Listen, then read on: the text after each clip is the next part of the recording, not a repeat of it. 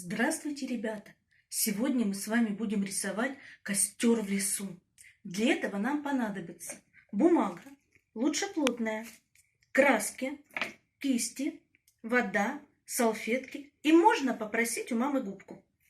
Можно и без нее, но с ней интереснее. Мы берем самую большую кисточку, что у нас есть. Или можно взять губку, если она есть. Так, губку хорошо отжимаем и мочим наш листочек, чтобы он стал мокреньким. Вот губка это все делает быстрее намного, ребят. Так. Сильно мочить не надо, должно быть слегка влажно. Теперь берем совсем немножечко синей краски и вверху листочка создаем себе вот такие вот пятнышки. Теперь берем белую краску. Тоже можно на кисточку или на губку. И вот такими вот можно завихрениями, а можно губкой, быстро рисуем красивое небо.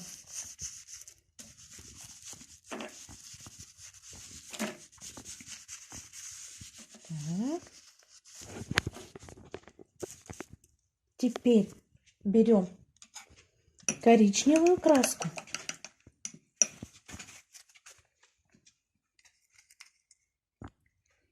и рисуем вот такую вот землю. Краски можно брать много на кисточку, чтобы она густо ложилась.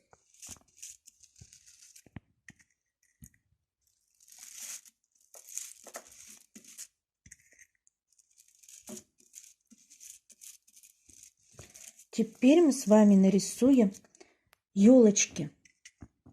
В лесу же у нас растут елки. Можно нарисовать любые другие деревья. Выбираем местечки, где мы хотим посадить наши елочки.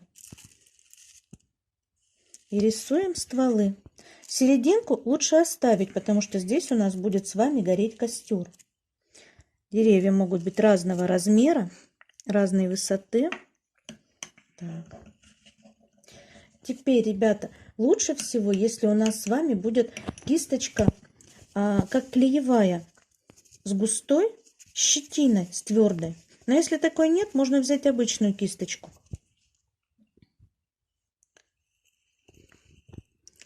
Есть разные способы нарисовать елки.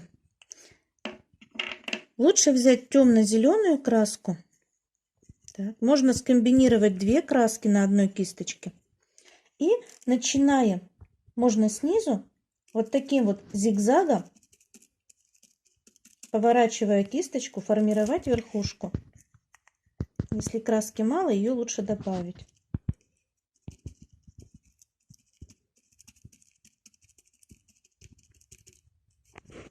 Можно взять кисточку поменьше. Тогда елочки будут немножко поаккуратнее.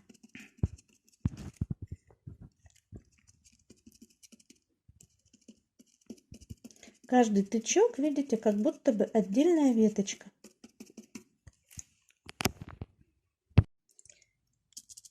Можно начать сверху.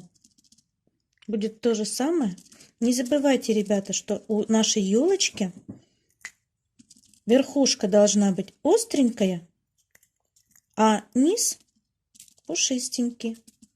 Как будто бы она в платьишке. Вот такие вот у нас получились елочки. А теперь мы начнем рисовать огонь. Будет маленькое волшебство, потому что у нас будет огонь как будто бы живой и настоящий. Можно менять воду в процессе, когда у нас уже она испачкалась темными красками. Сейчас мы будем рисовать светлыми красками. Сначала мы с вами сейчас белой краской высветлим то место, где будет наш костер. Ведь от любого огня всегда бывает свет. И если вот здесь вот я выбрала местечко, где у меня будет костер, нужно сделать несколько вот таких вот более светлых линий.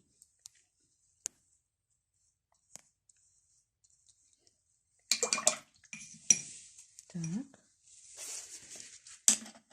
Таких же пятнышек беленьких нужно поставить на тех местах, которые будут от костра. Вот так вот располагается костер, он светит на эту елочку вот так вот. Значит, здесь мы поставим на нее вот такие вот светлые пятнышки. Вот отсюда он будет светить сюда, значит, здесь мы поставим пятнышки. И сюда, значит, здесь поставим пятнышки.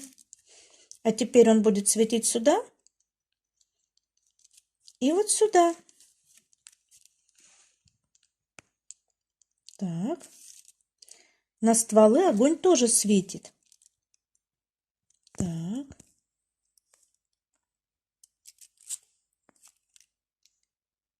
Вот так. Еще костра нет, а он уже как будто бы сияет, да, ребята? Теперь берем желтую краску, самую светлую желтую, какая есть, и начинаем рисовать наш костер. Краски на кисточку берем густо, а потом вот так вот делаем, чтобы кончик стал немножко поострее об краешек. И рисуем вот такие вот изогнутые, длинные язычки пламени.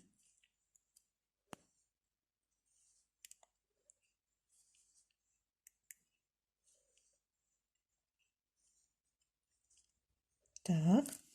Теперь берем более темную желтую краску. А если у вас есть оранжевая, можно взять оранжевую. И точно так же рисуем язычки, но их должно быть уже меньше. Так. Теперь берем красную краску и точно так же рисуем, но красных язычков должно быть еще меньше, и они пусть будут тоньше и выше. Вот так вот. Пусть они совсем вверху заканчиваются. Можно чуть-чуть вот так внизу размазать, вот так немножко. Так. Теперь берем белую краску и поставим совсем немножечко бликов, совсем чуть-чуть вот таких вот на наш огонечек. Вот он такой получается, как будто бы живой. Стараемся работать кончиком кисточки. Так. Теперь мы рисуем вот такой вот дым.